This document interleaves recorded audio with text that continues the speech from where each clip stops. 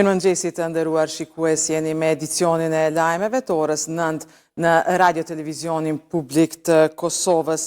Presidentja e vendit Vjosa Osmani me ftesë të presidentit amerikan Donald Trump ka udhëtuar për në Washington DC, ku do të marrë pjesë në takimin inaugurues të Bordit të Paqes krahas disa liderëve botror.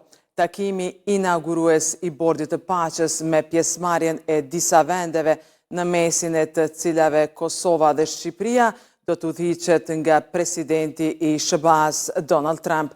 Presidentja Vjosa Osmani e ka vlerësuar përfshirjen e Kosovës në Bordin e Paqes si vend antar dhe bashkëthemelues, si një nga zhvillimet më të rëndësishme të politikës së jashtme të vendit në vitet e fundit, duke theksuar se ky hap e fuqizon drejt për drejt subjektivitetin ndërkombëtar të vendit tonë. Sipas ftesës së publikuar nga Osmani, takimi inaugurues i Bordit të Paqes do të mbahet sot në Washington. Kjo do të jetë hera e parë që Bordi i Paqes mblidhet që prej ceremonisë së nënshkrimit për themelimin e tij në Forumin Ekonomik Botror në Davos muajin e kaluar.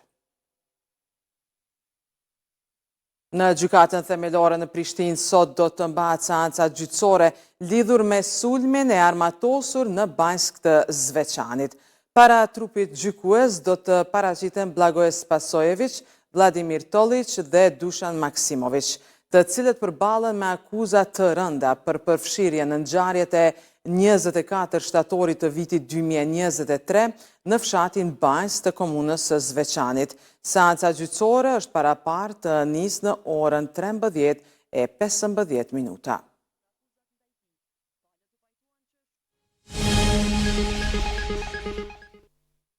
Katër ish-krerët e ushtrisë qëllimtare të Kosovës, Hashim Thaçi, Kadri Veseli, Recep Selimi dhe Jakub Krasniqi në fjalët e tyre përfundimtare para dhomave të specializuara në Hag, kanë deklaruar një zëri pafajësinë e tyre, duke theksuar se përgjegjës për çdo dhunë dhe masakër në Kosovë ka qenë regjimi i Slobodan Miloševićit dhe politikat e tij gjenocidale, jo ushtria qlirimtare e Kosovës. Ish-presidenti i Kosovës Hashim Thaçi theksoi se vendimi për t'u bashkuar rezistencës ishte personal dhe moral, duke shprehur krenarim për rolin e tij në UÇK dhe duke siguruar se nuk do të pendoj kurrë për mbrojtjen e popullit të tij. Nga ana e tij, ish-kryetari i kuvendit Kadri Veseli tha se drejtësia mund të vonohet, por nuk mund të mohohet. Në fjalën e tij, vjeçi i UÇK-s Recep Selimi deklaroi se akuzat ndaj tij dhe bashkëluftëtarëve janë plotësisht të pabazuara dhe të padrejta. Një fjalim emocionues e pati edhe ish-kryetari i kuvendit Jakub Krasniqi, i cili e ka cilësuar paraburgimin e tij dhe të bashkëluftëtarëve si të padrejtë. Ndërkohë, mbrojtja e ish-udhëheqësve të UÇK-s theksoi se bara e provës bie mbi prokurorin, e cila sipas tyre ka dështuar të paraqesë prova bindëse. Avokatët argumentuan se prokuroria ka goditur objektivin e gabuar dhe se pretendimet e saj janë të pabazuara. Përfaqësuesit ligjor të Hashim Thaçit, Kadri Veselit, Recep Selimit dhe Jakub Krasniqit kërkuan që trupi gjykues të zbatoj parimin e barës së provës, duke nënvizuar se kjo do të çojë në shpalljen e pafajësisë së klientëve të tyre. E i pranishëm në fjalimin përmbyllës të ish-krerëve të UÇK-s në Hag ishte edhe zëvendës kryeministri, njëherësh ministri i punëve të jashtme, Glau Konjufca, i cili deklaroi se UÇK-ja nuk ishte ndërmarrje kriminale. Konjufca tha se pret që verdikti final të jetë në përputhje me lavdin e luftës çlirimtare. Ai rikujtoi se ushtria çlirimtare e Kosovës ishte ushtri e krijuar nga populli për mbrojtjen nga gjenocidi serb, duke përmendur edhe epopenë e Jasharëve dhe rënien e komandantit legjendar Adem Jashari si moment kyç të masovizimit të saj.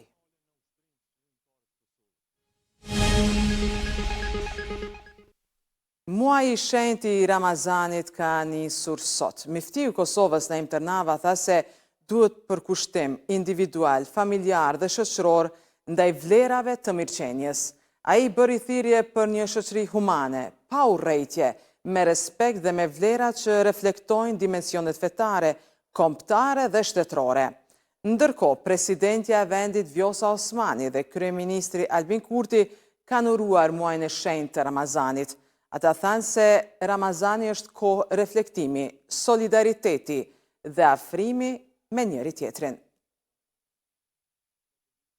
Ndrojmë temë, një person është gjetur mbrëm pa shenja jete në rrugën Xhelel Hajda në Prishtinë. Lajmin e ka konfirmuar zëdhënësi policisë për rajonin e Prishtinës, Enis Plana, i cili ka thënë se policia ka filluar hetimin lidhur me këtë rast. Vdekjen e viktimës e ka konstatuar ekipi mjekësor në vendin e ngjarjes, kurse policia ka filluar me hetimin e rrethanave për sqarimin e plotë të këtij rasti. Të nderuar shikues, ndoqët lajmet në RTK bashkë me ekipin realizues, ju falenderojmë për kohën që ndatë me ne. Mirupafshim.